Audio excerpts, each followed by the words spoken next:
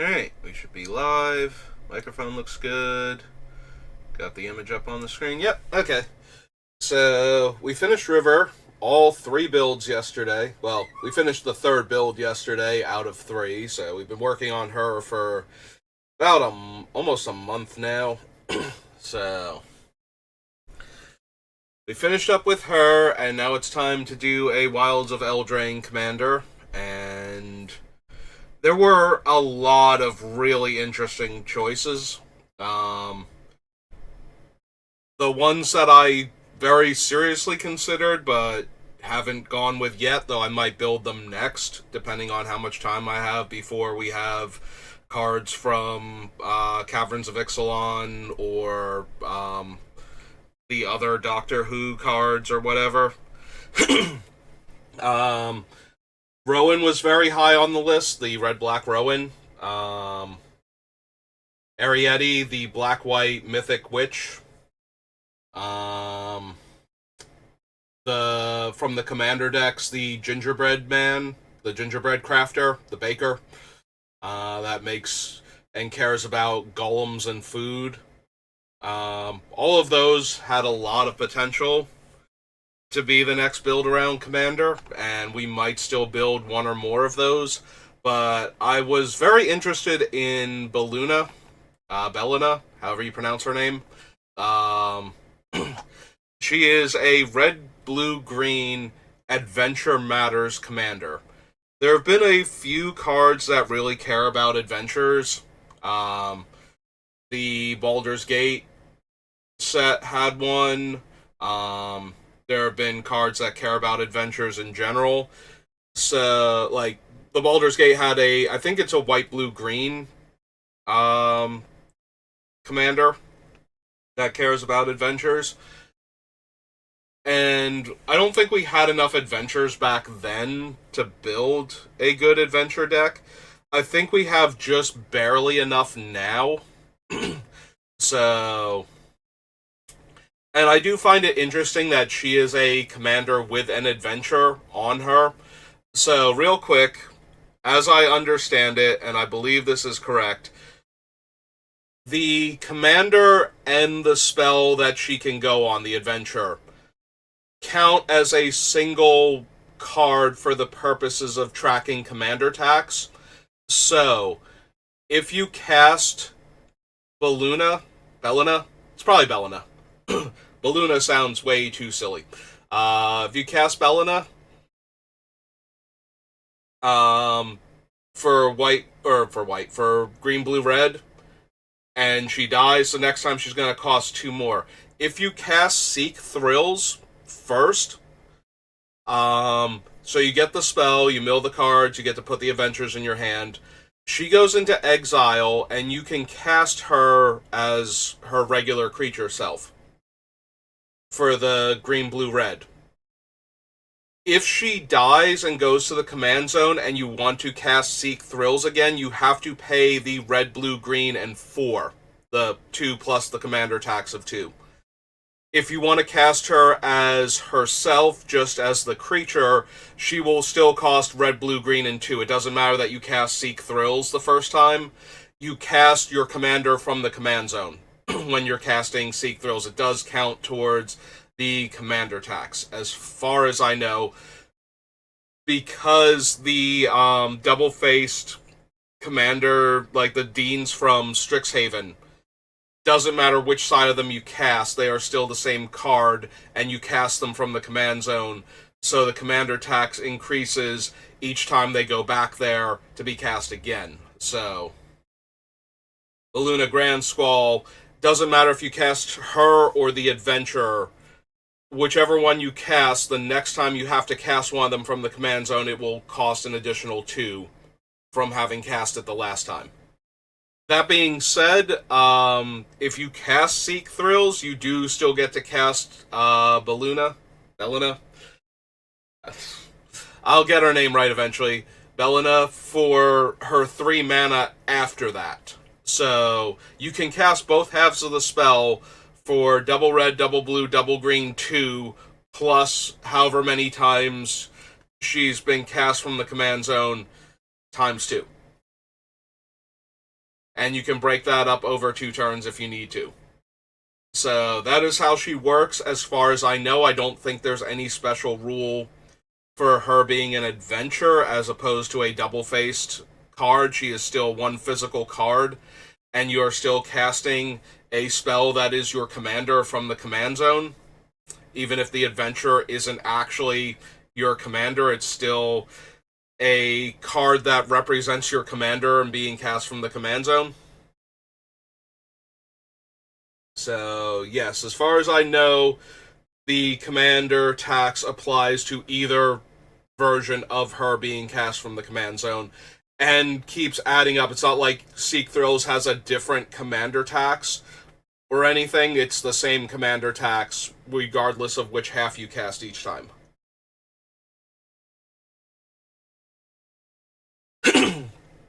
So that is Beluna, and we are going to build around her. So the first thing I want to do, very similar to how we did Yarok when I was doing the Poison Matters during All Will Be One, we want to see what adventures we have the option of grabbing first. So we're going to look at Throne, Wilds, and Baldur's Gate primarily, and then we'll check for any other adventures from other sets. I don't think there are any random adventure spells from Commander, but we do want to look at all of these and see if we can find enough adventures to make her super interesting. I don't expect her to be a high power level commander. I expect her to be more along the lines of a fun mid-range power level commander. So we'll have to see what we can find. There are a lot of adventure support cards, though, from these 3 sets. So we should be able to combo enough of it together to make a very interesting commander deck, at least. And like I said, I think this is the first time. When we got the other Adventure Matters commander, there was almost enough stuff, I think, to actually build around him. Now I think we actually do have just barely enough adventures between the 3 sets that we could build around a commander like this. So I have pulled up the blue cards from Wilds of Eldraine, since we still have their preview card image gallery instead of the actual Gatherer list. So let's see what we have first. We have Aquatic Alchemist. So its adventure is to put an instant or sorcery card from your graveyard on top of your library. I'm going to be honest, I am not thrilled with this. So this is another important thing to know. Permanent spells that have adventures attached to them, the main card is Aquatic Alchemist. So in the graveyard, it is a creature elemental. It is not a creature spell and a sorcery spell in the graveyard. So you cannot target the adventure portion of the card to put the full card back on top of your library. That is unfortunately not how adventures work. So Aquatic Alchemist is already at a massive detriment because a lot of our instants and sorceries are going to be stapled to creatures. So we actually kind of want to be able to get creatures back first and foremost. There are a few artifacts and enchantments between Baldur's Gate, and there's one enchant. Well, there's going to be 3 enchantments. It's going to be the cards that represent the courts of the Eldraine throne. So we'll be able to get the 3 enchantments that have adventures on them potentially in the deck, but unfortunately Aquatic Alchemist can't get back any of the adventures, and it's putting it on top of our library, which is also not amazing. So our very first adventure card on the list, and it is meh.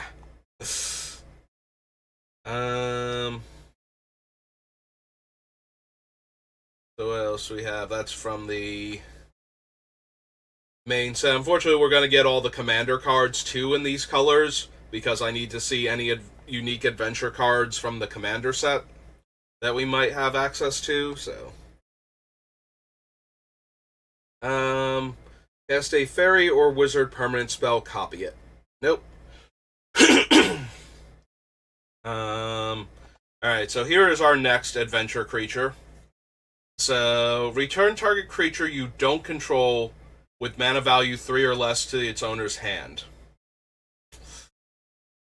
The you don't control part really hurts. What we would like to be able to do is to bounce some of our smaller creatures that can go on adventures so we can cast the adventure side again and get all of the triggers from the various when you cast an adventure spell that we will most likely have in this deck. We'll see a few just in this set alone. Like, there's at least the fairy that lets you draw a card when you cast an adventure. Or maybe it's when you cast a creature that has an adventure. It's one of those two, and it doesn't really matter which one, because we'll get to do both eventually. So... and the other half is a 6-mana 6/5, which is completely underwhelming. It is a common from the new set, so it's not going to be insane or anything.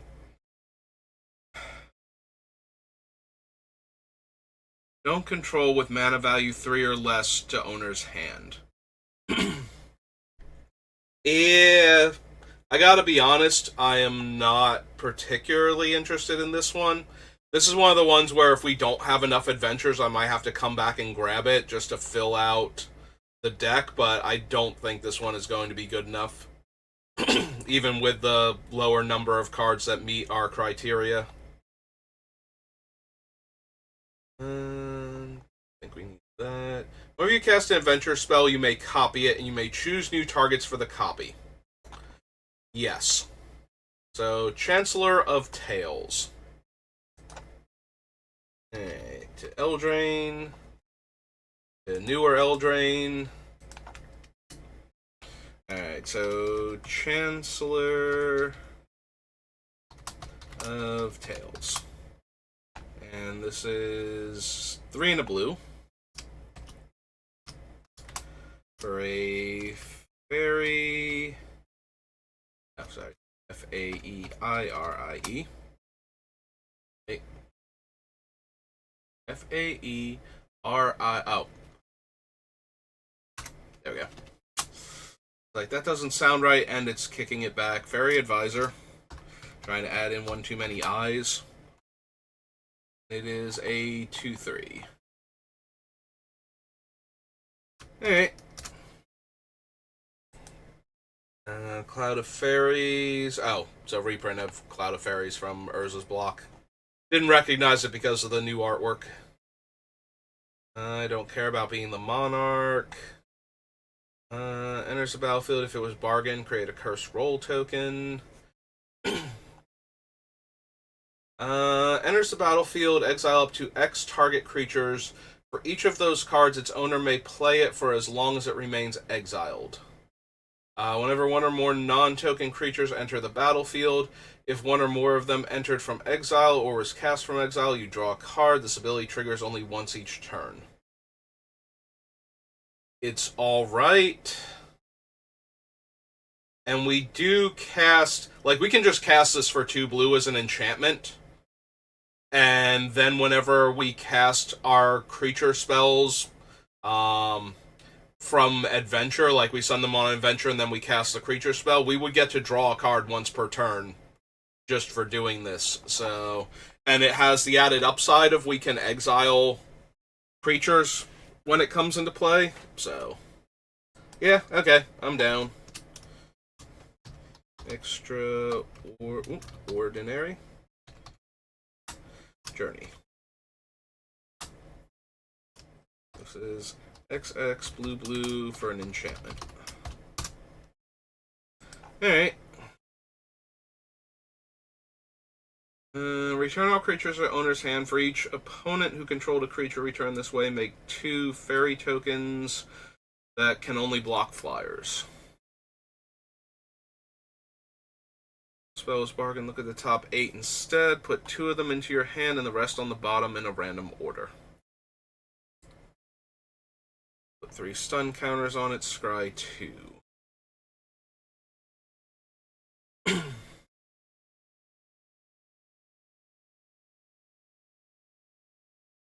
How often are we casting spells with mana value 5 or greater?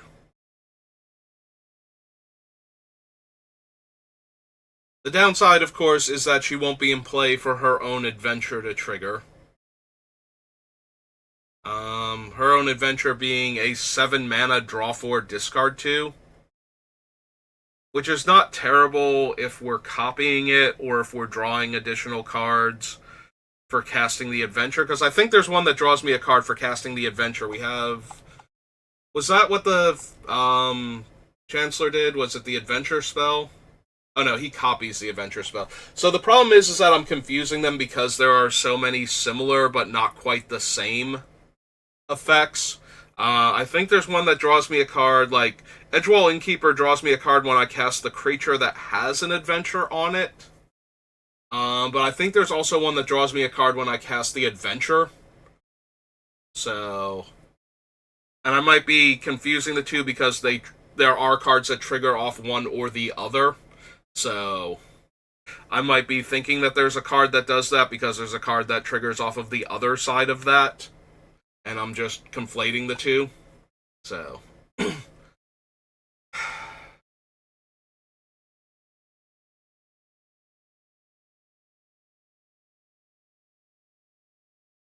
Like, she's not terrible, but she's also not amazing. So. I think we can put her on the list. Galvanic Giant. And the other half of her is Storm Reading.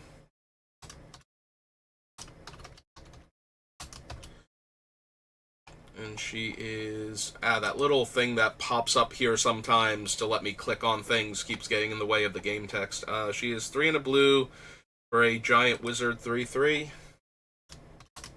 Giant Wizard 3/3. And her other thing is an adventure...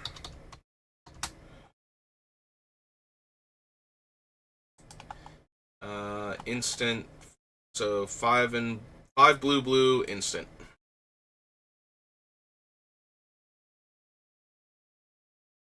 Blue adventure instant.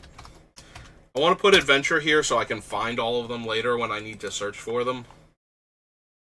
I got focused on her. What does Gadwick's first duel do?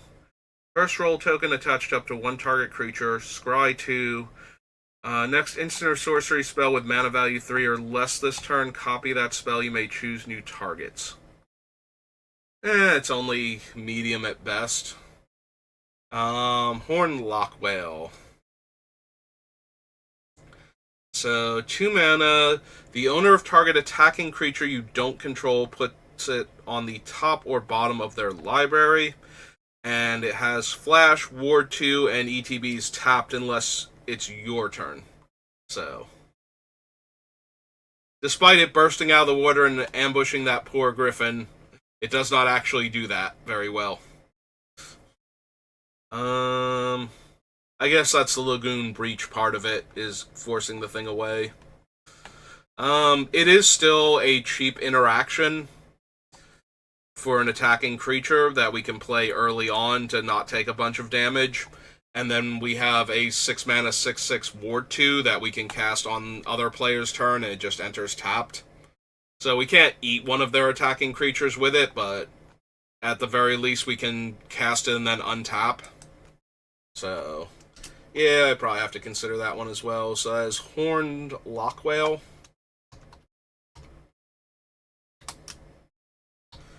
Lockwhale. Something else, and it is 4 blue. It is a whale 6/6.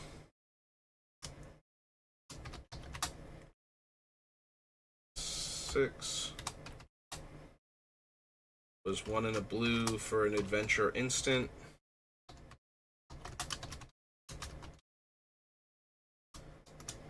Alright, and the adventure side is called Lagoon Breach.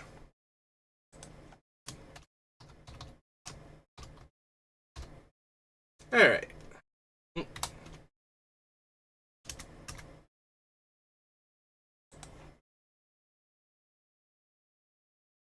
Hypnotic Sprite is a reprint. Cost 1 less, counter target spell. Vigilance, attacks, pay 2 mana to tap a creature, and okay. Ingenious Prodigy. Skulk.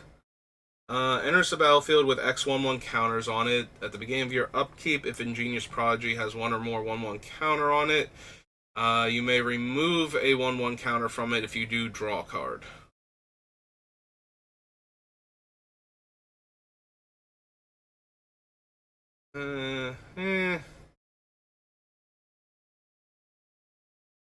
Not really anything we need. And I think we can do better on our card draw spells.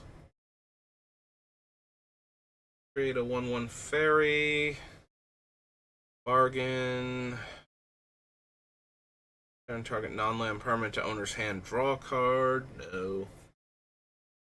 Sorcerer roll. Enters the battlefield as a copy of a creature an opponent controls, except it's a fairy shapeshifter in addition to its other types and has flying. Nope, not what I'm looking for this deck. +1, -1, dies, scry 2. Nope. No to misleading motes. Misleading signposts. There's a lot of misleading going on here already. Enters the battlefield during the declare attacker step. You may reselect which player or permanent target attacking creature is attacking. It can attack its controller or their permanents.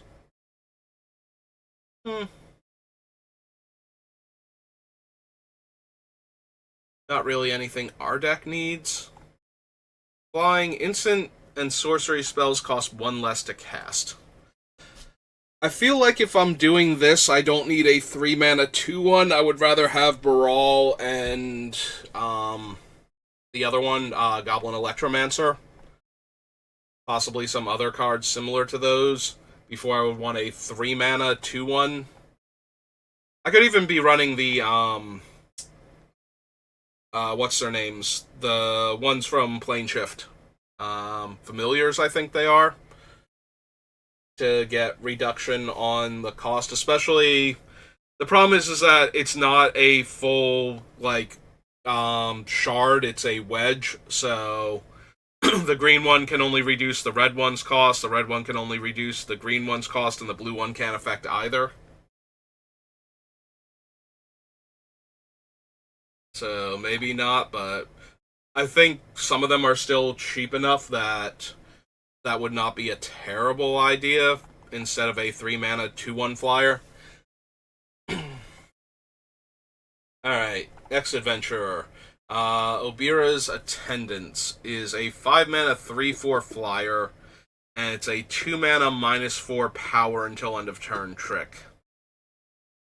Again, much like the giant that we first saw, this is so underwhelming on both sides for Commander. I did have a lot of nice things to say about this card when going over the tricks for this set for Limited, because I think that there's enough going on between the two that this is going to be a card you're going to see a reasonable amount of the time. But I don't think that it's anywhere near good enough for Commander. Picklock Prankster. Unfortunately, needs to be in a fairy deck, since, again, instants and sorceries that are adventures aren't going to count. So this one will just mill us 4 cards a lot of the time, and then we would get back our Force of Will or Mana Drain or Counterspell, something along those lines. So, yeah, I don't think so. Quick Study, we should be able to do better. Rowdy Research. For each creature that attacked this turn. It's okay. Not amazing for what we're doing. We're not trying to attack with a ton of creatures, so that's not really super helpful for us.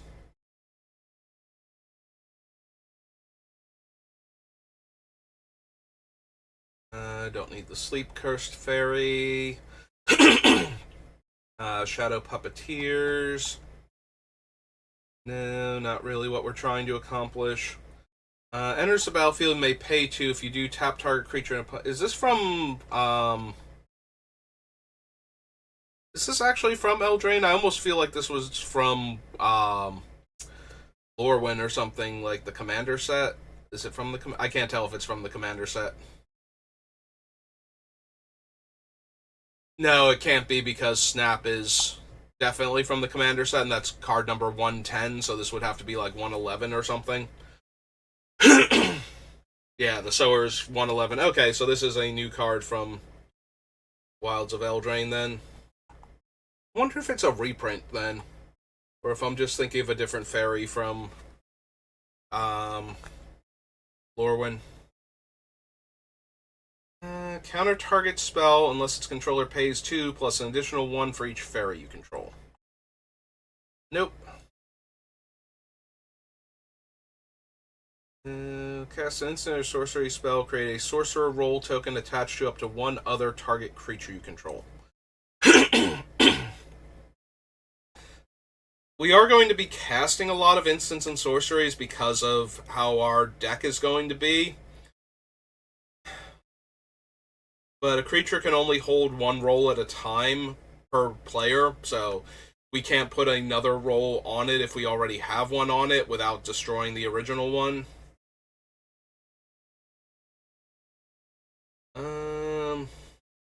Also, it's a 4-mana 2/4 that lets us put the counters on our other creatures that then get to scry 1 when they attack.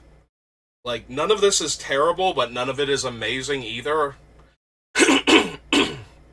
Excuse me. Yep. I started off alright, but now that I've been talking a bunch... Alright, so... Storyteller Pixie. Oh, this is going to be from one of the Jumpstart, isn't it? Because its number is so high. It's still part of this set, though, so... We still list it here, so Storyteller Pixie. Hang on, let me see if I can clear my throat. 1 second.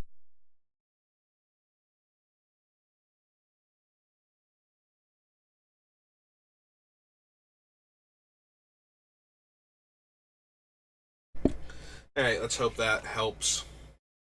So we do want story, all one word, Storyteller Pixie. This is 3 and a blue for a fairy wizard. It is a, oops, fine, 3/3.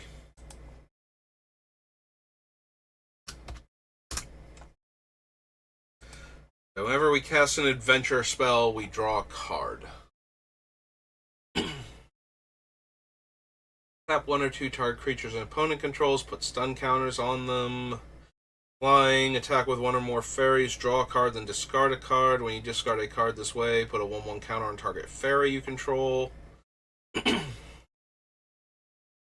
Homeseeker enters the battlefield. If it was bargain, return target instant or sorcery. Yeah, not helping. Top target creature and create a cursed role token attached to it. Cursed rolls don't take away abilities, but they do make the creature's stats terrible. The problem is that there's not a lot of generic creatures in Commander. Everything that players are putting in their deck are in there, at least in part, for their abilities normally. Like, it's very rare that there's a reason to run a creature with no relevant game text. And usually that's because it has a very specific creature type and is getting a whole lot of other stuff from that. Also, of note, making it a 1/1 does not negatively impact counters, equipment, positive auras on the creature, anthems. You know, like, just because we make it a base 1/1 does not actually necessarily cripple it. All of that being said, it can take the giant stats away from a powerful creature. Um, turning it into a 1/1 with all of its abilities might be, at least if not good enough, way better than it was before. But then it's a 4-mana 3/4. I mean, there are some creatures where the stat block is very important to them, but a lot of the ones that I immediately think of, it's like giant flyers. It's like, well, putting a curse roll token on something like Consecrated Sphinx, or Avacyn. Like, Avacyn's not terrible because then she's a 1/1 at least instead of an 8/8 flying indestructible. Like, 1/1 flying indestructible is a lot easier to deal with consistently. It is still making all of their other things indestructible, but that's a lot easier to swallow when she's a 1/1 than an 8/8 attacking you. But we put it on something like, Ulamog or Promised End Emrakul. Although it's a sorcery, I don't think it can target Promised End. I'm pretty sure she's protected from those. From colored spells specifically. But we put it on like either Old Lamog or New Lamog, and they're still attacking with their triggers, and they still got their cast trigger out of it, so. It does help if it's a giant trampler naturally, and that's what they were leaning on for the body. Making Vorinclex a 1/1 that hates counters is a lot easier to deal with than a 6/6 haste trampler that hates on counters and doubles their counters. It's still not great, though. Yeah, there's a lot of creatures that just taking their stats away doesn't do anything to them, even though the stats are part of what makes them good. And then a 4-mana 3/4 human wizard is kind of whatever.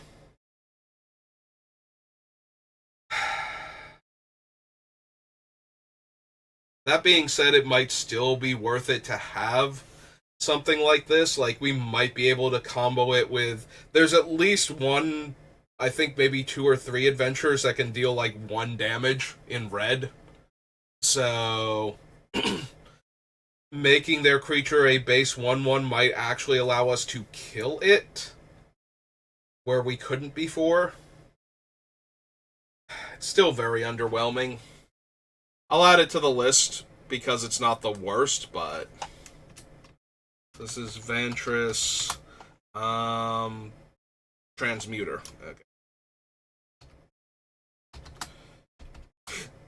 Oops. Put the space in the wrong spot. Transmuter, and the other spell is Croaking Curse.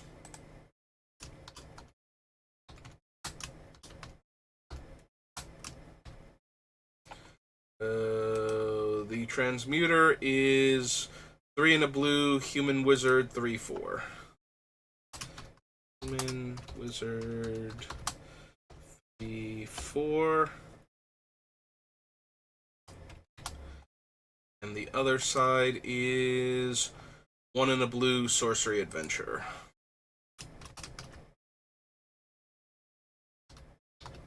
Adventure, Sorcery. Alright. Those were the blue card. Oh, wait. We didn't look at Virtue of Knowledge, and I almost passed over it. Copy target activated or triggered ability you control. You may choose new targets for the copy. If a permanent entering the battlefield causes a triggered ability of a permanent you control to trigger, that ability triggers an additional time. I don't know how often we're going to have comes into play abilities, because a lot of these things trigger off of casting a creature with an adventure, I believe, not having a creature come into play if it had an adventure on it. So it does let us copy the triggered abilities from things that care about us casting adventures. And we might even be able to copy this ability once with some of them, so that's not exactly nothing.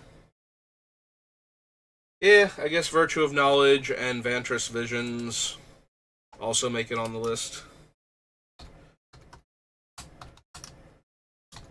Knowledge. Ventress. Visions. So the main enchantment is 4 and a blue. 4 blue enchant. And the adventure is 1 and a blue instant. Adventure instant. Alright, that's all the blue cards, right? Because I don't think we care about Water Wings. Alright, so we want to change this to red now. Become brutes. 1 or 2 target creatures each gain haste until end of turn. For each of those creatures, create a monster roll token attached to them. Don't think we need that. Beginning of combat on your turn of 2 or more non-land permanents. This gets +1/+0 and gains menace. 5 mana 4/4 haste. And 3 mana up to 2 target creatures can't block.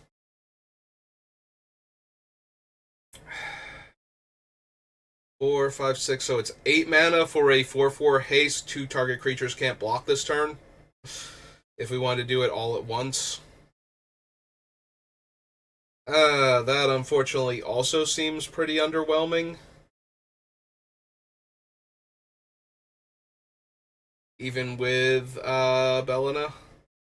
To make it cheaper. She affects the creature or the permanent spells you cast that have an adventure cost 1 less to cast. So she shaves 1 mana off of this portion, not this portion, on her own.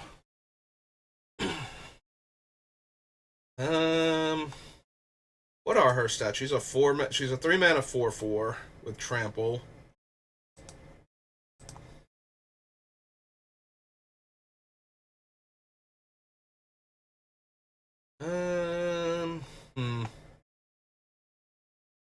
Yeah, they're both like super underwhelming, and I'm not coming up with a lot of ways where, having a stun for 2 creatures attached to a 5 mana 4/4 haste. Again, it's a common from a new set, so I'm not surprised it's kind of underwhelming, but for like Commander.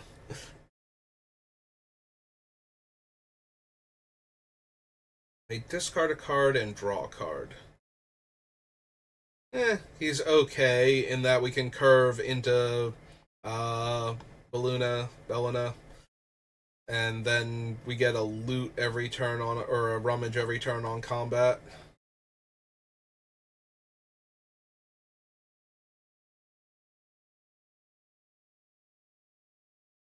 Scoundrel's fine, but not anything we need.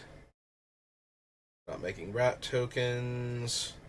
Don't care about being the monarch. 4 damage to target creature. Create a young hero roll. Enters the battlefield. Create a 1/1 rat. No. Hero roll. Deal 1 damage to any target. Make a treasure draw card. Artifacts you control have 2. Sacrifice this artifact. It deals damage to any target equal to 1 plus the number of permanents named Food Fight you control. Don't think so. Plus number of cards in your graveyard that are instants, sorceries, and or have an adventure.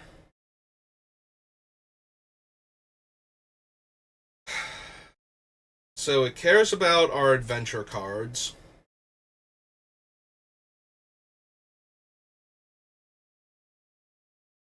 So it can, but it only deals damage to a creature. It doesn't even like damage planeswalkers or battles or anything else. Like, it's already hurts that it can't hit players. Again, it's a common from a new set, so. But the fact that it can't even kill a planeswalker or be used to kill one of our own battles, if we wanted to run any, just all kind of makes it way less impressive than it could be. Alright, so probably not. despite it caring about the thing that we're caring about. 2 mana, make a treasure. And then it's a 4 mana 4/3 reach, sacrifice an artifact or land, draw a card. Alright, there are cards that copy the adventure portion. So there is a world where we copy the adventure and the adventure effectively becomes free or makes us mana if we can reduce its casting cost by 1. So we can actually net mana by casting it and use it as a weird ritual in addition to. And then, even if we only use it to make 2 treasures instead, that's 2 artifacts we can sacrifice to draw cards with them. Like, we're not going to have a ton of amazing adventure cards, so we have to take the ones that are decent and make them work, and I think Grabby Giant is actually, like, somewhere on that list. Like, its stats are not embarrassing. 3 and a red is Grabby Giant. And that's mine. Red and 3 for a 4/3 giant.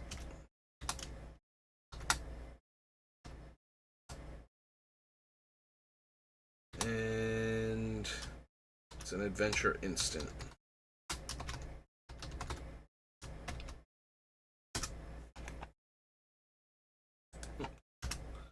Yeah. Alright, so creates a treasure token and 4/3 reach.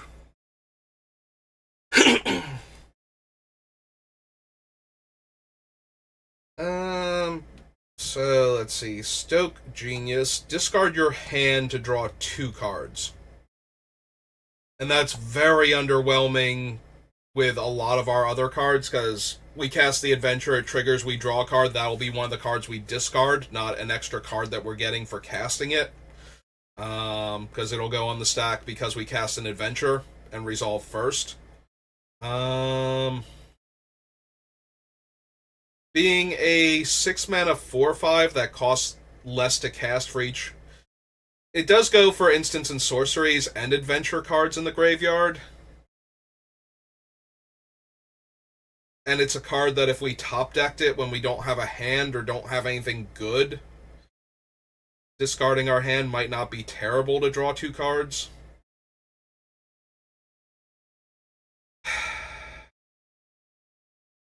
Like, it's not an amazing card, or even a great card.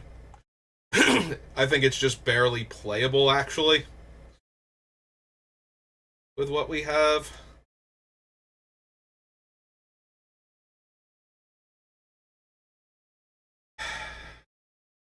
So maybe. This feels like one of the ones I'm going to add to the list because it just barely has good enough stats, and then we're going to cut it later on. Hearth Elemental and Stoke Genius. So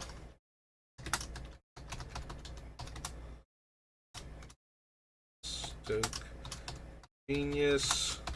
So it's an elemental. I was 5 and a red. For elemental 4/5.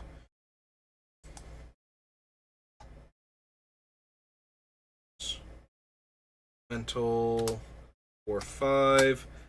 And then it is a 1 and a red for an adventure sorcery.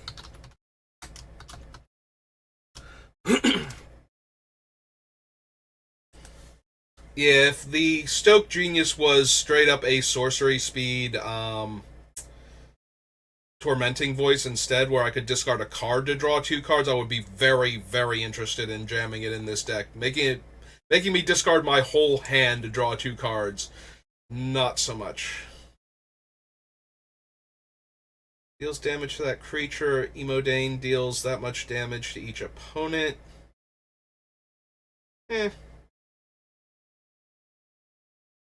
will have some adventures that just deal damage to a single target, but I don't think enough to merit her. Create a treasure twice. Exile the top 3 cards of target opponent's library. You may play those cards this turn. Nope. Minecart Daredevil. 2 mana, give a creature +2/+1, and 3 mana for a 4/2. Again, this is one of those ones that I think is incredibly good for limited. It's incredibly underwhelming for what we're doing. But we're going to need some number of adventure creatures.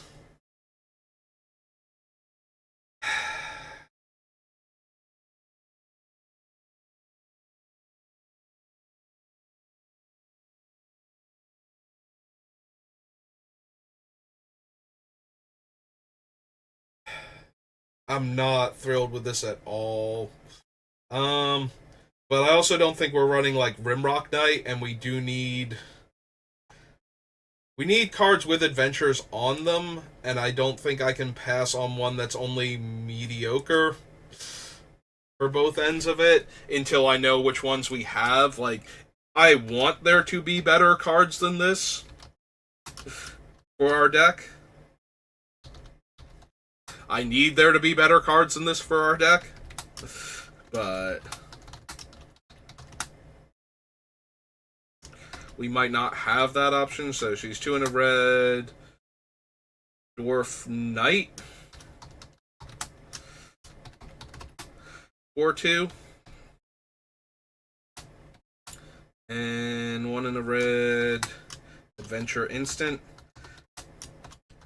I believe we will find better cards than this, but we might need some filler. Like I said, I think there's just barely enough adventure cards to make this deck work now. So we might have to settle for a few underwhelming cards. And a 3 mana 4/2 with no game text. Like, if it's not a token that the opponent has made, or a creature with a comes into play ability that's blank now, they're not going to want to trade even their 2/2 for this, because it's probably a utility 2/2 where they care about the game text on it. So it's still not great. Like, I am not impressed with this card, and I'm really hoping to replace it with something else, but we might not actually have that luxury. Create 2 1/1 rat creature tokens that can't block, and as long as it's your turn, Ratcatcher Trainee has first strike. So this makes 3 bodies. None of them are great. Oh my god, what are we doing with this deck?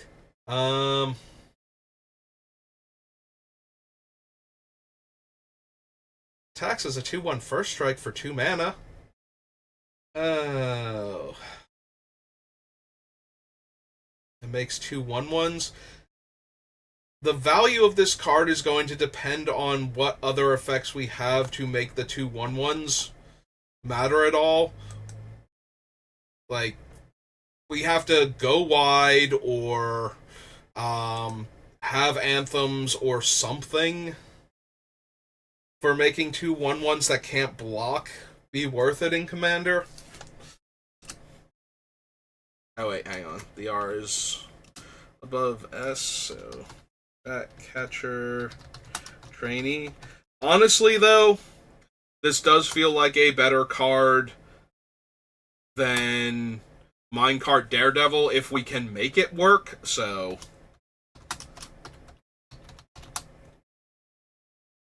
this is 1 in a red for a human peasant. 2/1, or 2 in a red for an adventure sorcery. Like, this certainly feels like a card that's doing more if it works, but we're going to need other cards that care about what it's doing, and I don't know that we will have those.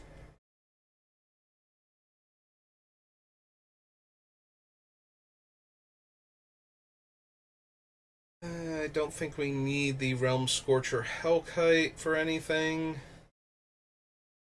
There's the battlefield, create a treasure token.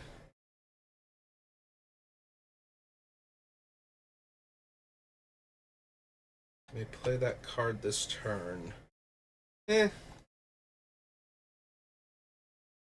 Put a skewer counter on it, then you may sacrifice if you do exile the top X cards of your library, where X is the number of skewer counters on Rotisserie Elemental, and you may play those cards this turn.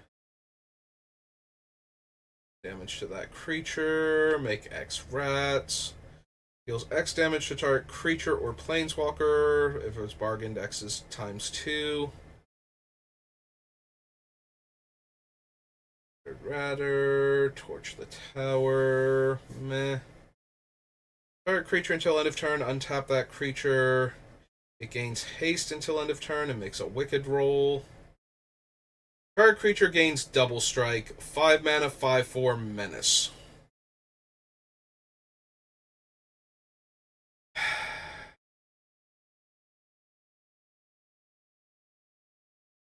Gains double strike until end of turn. Certainly can do a lot of damage. Better than a lot of the cards I put on the list so far. Alright. So 2-headed hunter. And twice the rage. And 2-headed hunter is a 5 mana, 5/4 giant.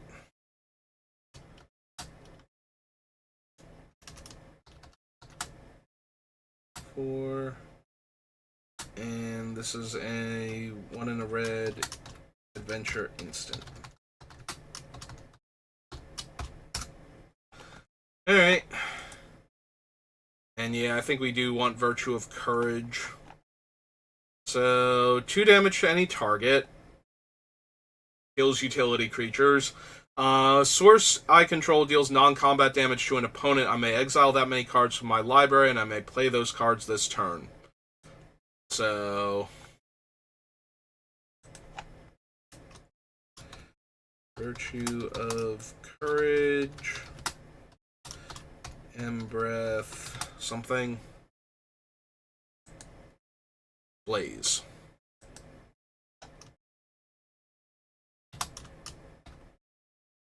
Alright, so 3 red for an enchantment.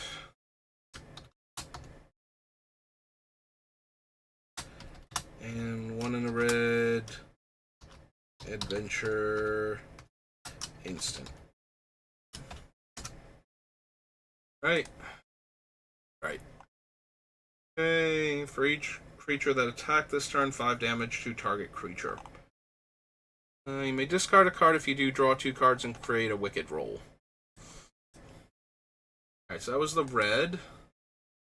We are coming up on the hour mark. So let's do green at least.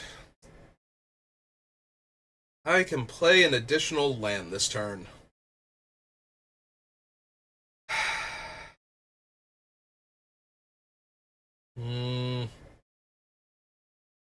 It's a 5 mana, 5/4 reach. Again, very underwhelming. I need to make sure I have the extra land in my hand in order for this to do anything. We do have a few cards that let us draw cards when we play our spells, so it's a very real possibility we will have extra lands in our hand. Or that I'll have something like Crucible of Worlds, because I will be running fetch lands, as I always do, to fix my mana base, so...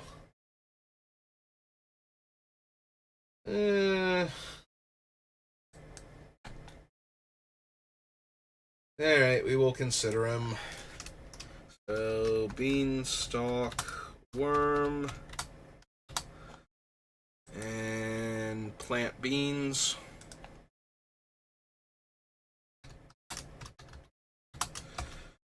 This is 4 and a green for a 5/4 worm, 5/4 plant worm. Plant worm. 4 And this is 1 in a green for a sorcery adventure.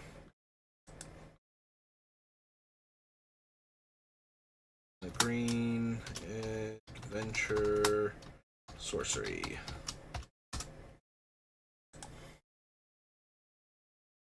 Bestial Bloodline. No. Tax mill 3 cards and return a land from your graveyard to the battlefield tapped. Activate abilities of lands you control cost 1 less. Land creatures get +1/+1.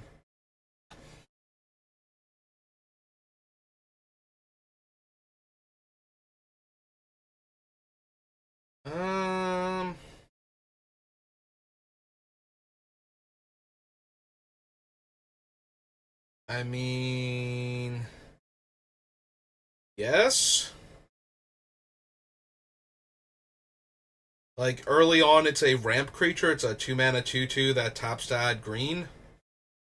And then Fetch Quest, like, most of our cards, even our instants and sorceries, are probably going to include, like, will also be creatures, enchantments that we can get back, and we can technically hit a land, which is terrible, but, you know, there are worse things than not getting a card at all from it. Also,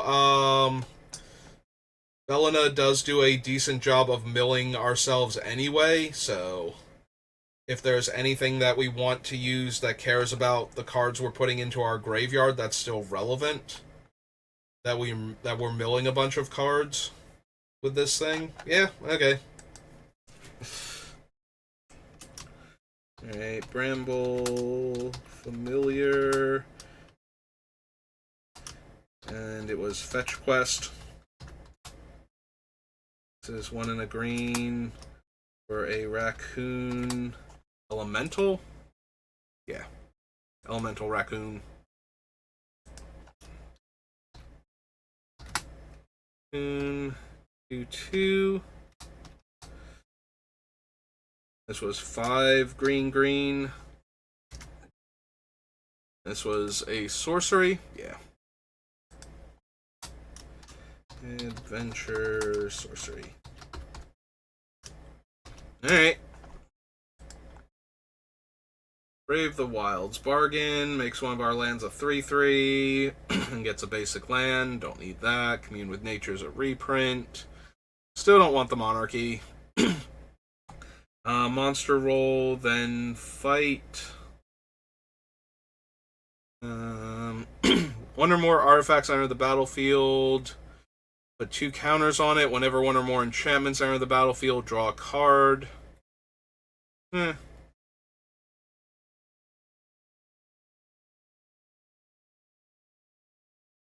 Top 5. You may exile a creature card from among them. Put the rest on the bottom of your library in a random order. You may cast the exile card this turn. At the beginning of your next combat phase, target creature you control deals damage equal to its power to up to 1 target creature you don't control. Meh. Alright, makes a monster roll token and is a 4/3 trampler.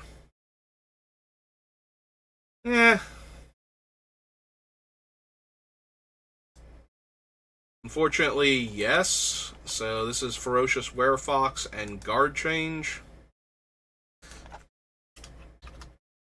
Ferocious Werefox. Oops. Guard Change. Is 3 in a green. The Werefoxes are elves, right? Elf Fox Warrior 4/3. Elf Fox Warrior 4/3. And this is 1 in a green for an instant adventure.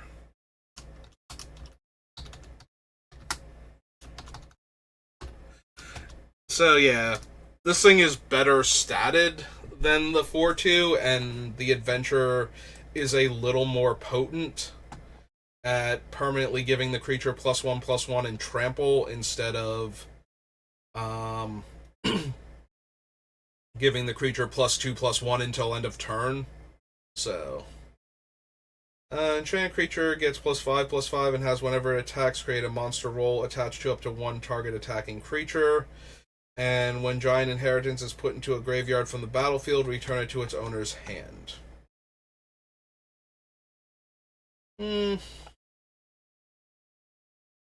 5 mana, but it is a Rancor. That technically gives the creature +6/+6 if we want to put the token on it the first time. We can probably do better than that, though, so... Number of target enchanted creatures you control and up to one other target creature you control each deal damage equal to their power to target creature you don't control. Meh. I don't think we need the Gruff Triplets. Like, they're not doing anything our deck cares about. There's the battlefield, gain 3 life. No. 3 mana, 3/2. We're not a food deck, but it does make a food, and there are going to be other adventure creatures like the Curious Pair that make food tokens.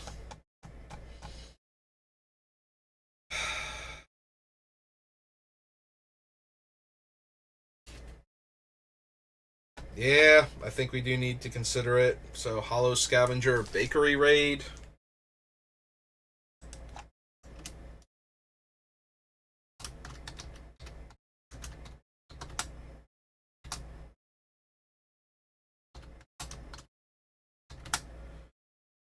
So this was 2 and a green for a wolf. 3/2. And this was green for an adventure sorcery.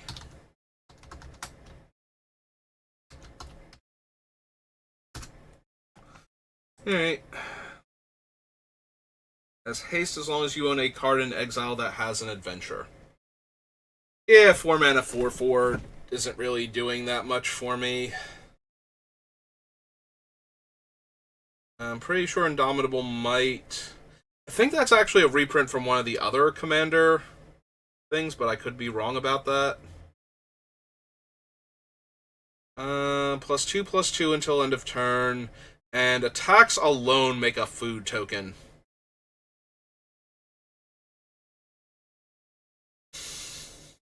You can't see the face I'm making at this, but... like, they're all so medium.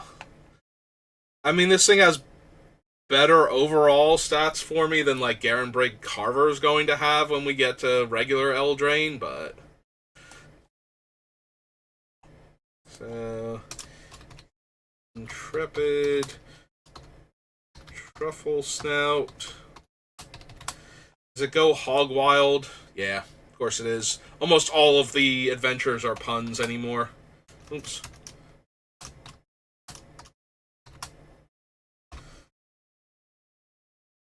This is 1 and a green for a pig 3/1, I believe, or boar. Is boar the creature type? Boar is the creature type.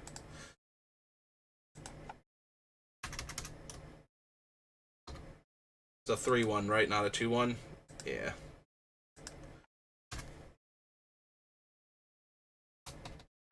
And 1 and a green for a adventure instant.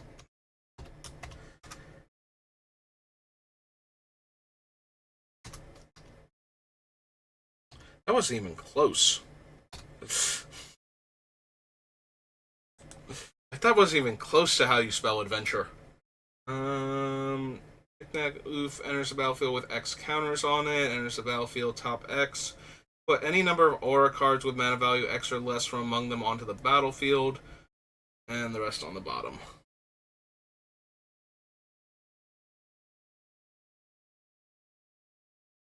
Graveyard to your hand. I have Sweet's Revenge. Enters the battlefield, make a food. Attacks, you may sacrifice a food. If you do, attacking creatures get +1/+1 and trample. Royal Roll token. Enchantment enters the battlefield under your control, pay 2. Return it from your graveyard to your hand. A food, make a human, get a basic land. Fawn. Royal Treatment, I don't think. Turn target card you own in exile that has an adventure to your hand. Put target card you don't own in exile that has an adventure on the bottom of its owner's library. Exile target player's graveyard. It's also a 3-mana 3/4. So, not only can we get back a card that's on an adventure in order to recast the adventure, if our card that had an adventure on it, like the permanent, died and then got exiled from our graveyard, we can also grab that back. And it's a graveyard hate card on top of that. Yeah, okay. So Sentinel of Lost Lore.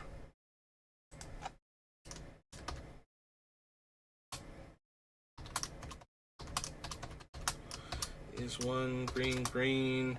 This is a Elf Knight 3/4. Knight. Okay. Spell with mana value 5 or greater, make a food. Destroy target artifact or enchantment. Yeah. Yeah, okay, Stormkeld Vanguard. Stormkeld Vanguard.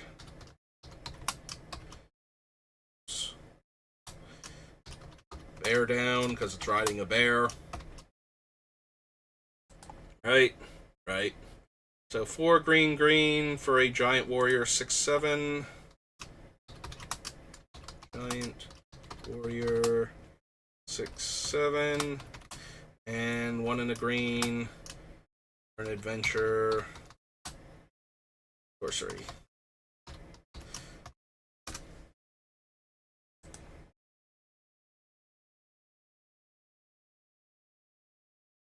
Roll, draw a card. Make a 3/3, sack a creature for a creature or basic land. Put in your hand, then shuffle. +2/+2 and gain trample. Top 20 cards of your library. You may put up to 2 creature cards from among them, or reveal 2 creature cards from among them. If it was bargained, they go to the battlefield. Otherwise, they go to your hand, then shuffle.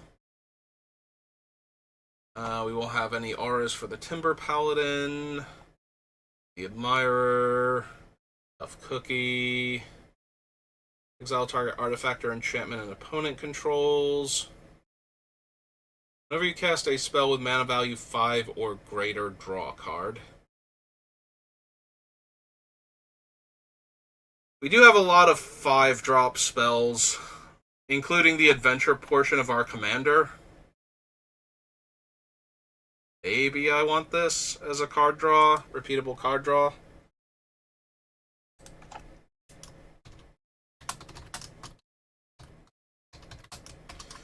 And the green for an enchantment. It also draws me a card when it comes into play, so that's not terrible. At the very least, we will get our card back. Virtue of Strength. Return target creature or land from your graveyard to your hand for 1 green mana. And if I tap a basic land for mana, it produces 3 times as much mana instead. I mean, considering what else I might be able to do, because it's an adventure, and I can copy the adventure portion of it, so this is Virtue of Strength and Garenbrig Growth.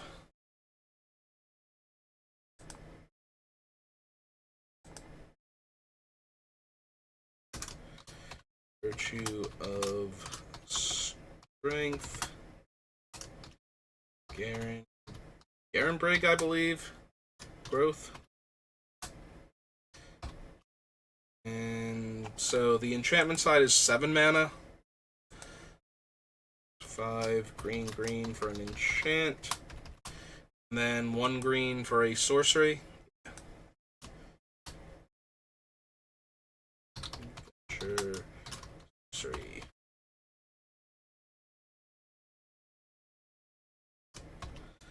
What are we at right now? 1 hour and 10 minutes. We're at the bottom. Counter attacks another target attacking creature where X is its power.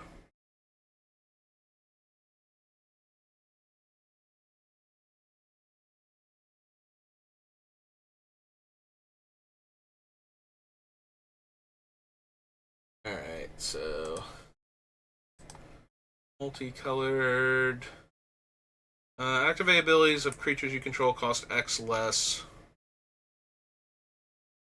Where X is her power.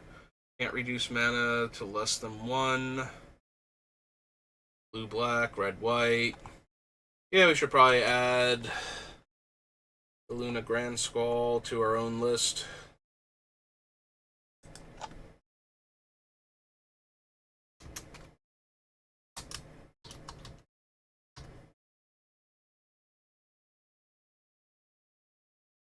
So, yeah.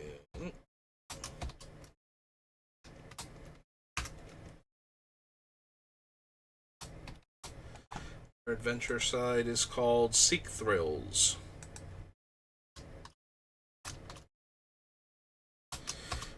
Is blue, red, green for a giant. Is she a wizard? Noble. Noble. 4/4. This is 2 red, blue, green for an adventure. Sorcery or instant? Instant.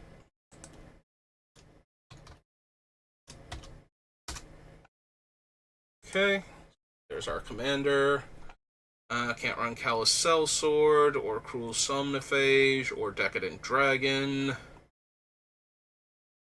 Or Devouring Sugar Maw or that. Alright, we can run Elusive Otter. Power less than Elusive Otters can't block it. Distribute X/1/1 counters among any number of target creatures I control. Definitely want this more for the adventure side than the actual creature. I don't think Elusive Otter is particularly good. But buffing up all of my creatures seems like something I might desperately need. Grove's Bounty is the other half of it.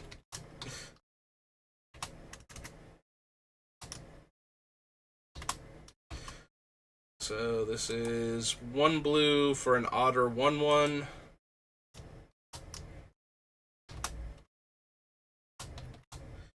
And green and X for an adventure sorcery.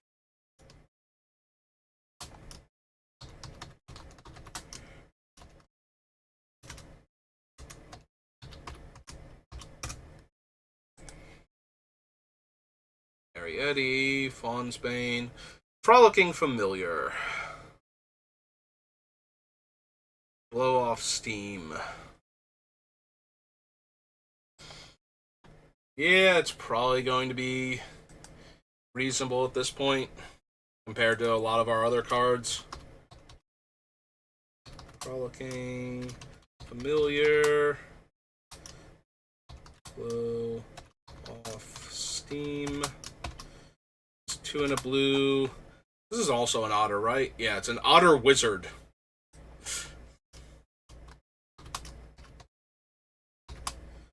Two, and it's 1 red for an instant.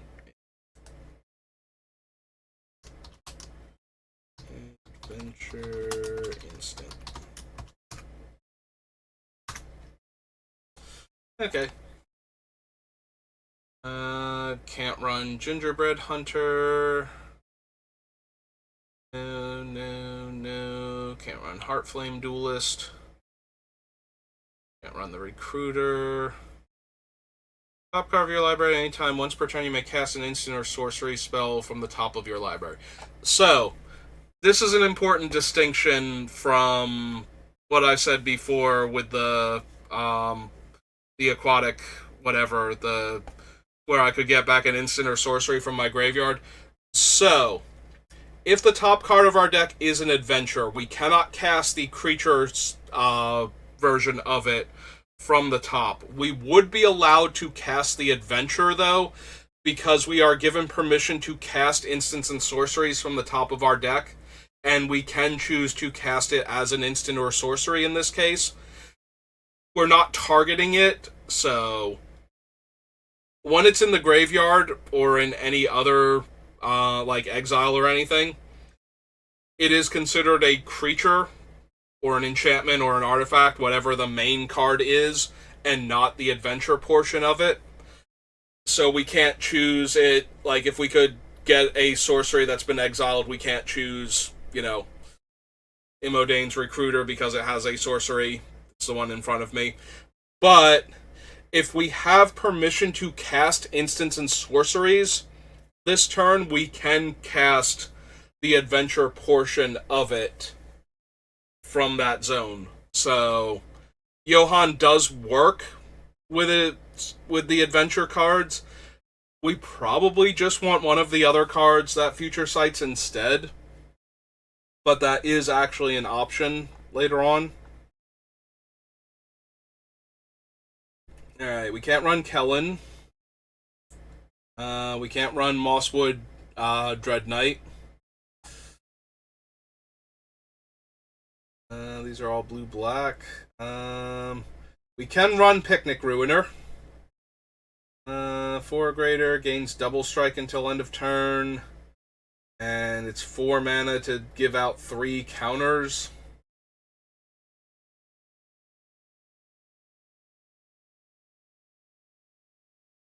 We also have a Quirion Druid over here. Yeah. Picnic Ruiner, Stolen Goodies. Oops. Not quite what I meant to do. Alright. P for Picnic Ruiner. Oops.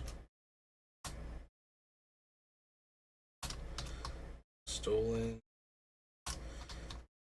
Goodies. So this is a 2 mana 2/2 Goblin Rogue. Goblin Rogue 2. Rogue. And 3 and a green for an adventure sorcery. Yeah.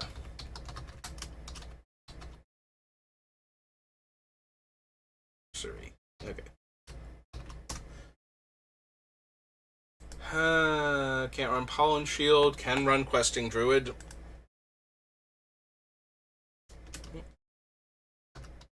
Questing Druid. And Seek the Beast.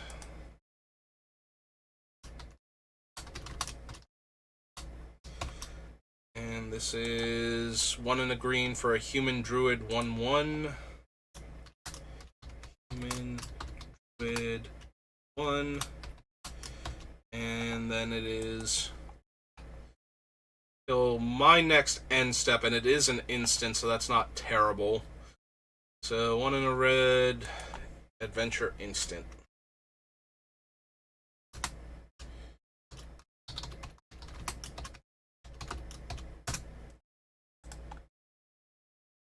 Can't run Rowan. Probably aren't running Ruby.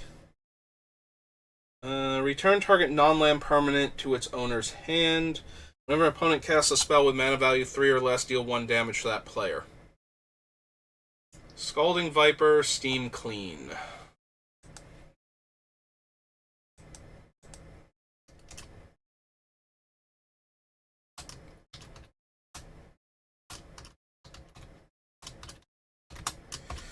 So 1 in a red, elemental snake, 2/1, and then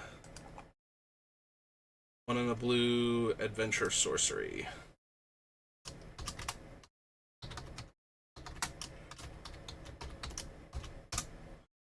Oops. Scalding Viper, not Solding Viper. Salading Viper. Can't run Shrouded Shepherd, Spellscorn Coven. Tempest Heart. Draw 2, discard 2. Whenever you cast a spell with mana value 5 or greater, put a 1/1 counter on it. I mean, yes, compared to a lot of the other adventure cards we've seen. This is Tempest Heart. Plus, if we're drawing extra cards for having cast the thing... Hang on, it's Tempest Heart. Scan the clouds.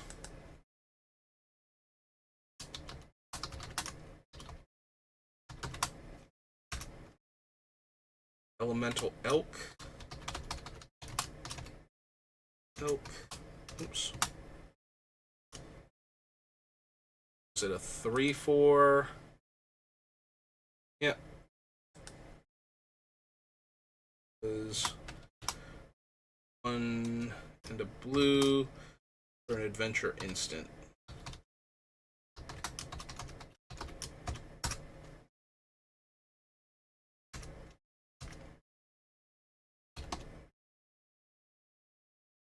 Okay.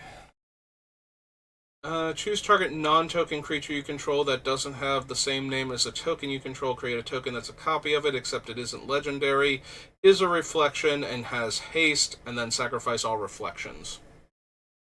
Meh. Honestly. Goose Mother with X/1/1 counters on it, enters the battlefield, create X food, half X foods, round up. Attacks, I may sack a food to draw a card. Tap, add blue green, only to cast spells with mana value 5 or greater, or X spells. Blue, tap, draw, then discard. Can't run any of these. Alright, so that was the multicolored. Sure, there's not a cool artifact we want to run. Spend mana or mana bank color to activate abilities. Yeah, that's not going to be a thing that we're doing. Draw a card, then discard a card and make a treasure. Enters the battlefield, gain control of target creature until end of turn. Untap it, gains haste, gain 3 life, or target opponent loses 3 life. Nope. Tap target creature, 1 less to activate on my turn. Draw a card for each tapped creature your opponents control.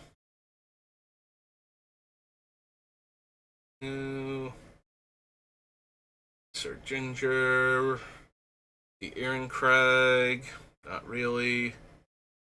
2 damage to target creature, tap target creature, gain 3 life, and sacrifice it. Add 4 mana of the chosen color, only to cast monocolored spells. 3 tap, draw 2 cards, only mana of the chosen color to activate this ability. Okay, and lands.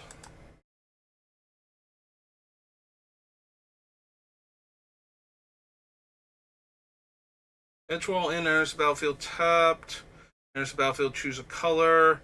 Tap, add 1 mana of the chosen color. Return target card that has an adventure from your graveyard to your hand. Well, I'm already probably running fetch lands and probably running Crucible, so that seems pretty decent. Land, Edgewall in.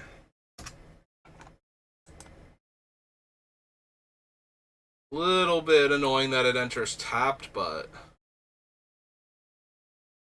of Ancestry. The red-blue is a 2/1. As long as it's your turn, this creature has first strike. When it attacks, scry 1. 5/5 Trampler, and attacks up to 1 other target creature, has base power and toughness 3/3 until end of turn. Nope, don't think I need either of those. Is there any other fancy land? Nope, okay. So we're at almost an hour and a half, but I wanted to at least get through Wilds of Eldraine to start Beluna off, so that's going to do it for me for now. So thank you for watching, and I will see you next time. Have a good rest of your day.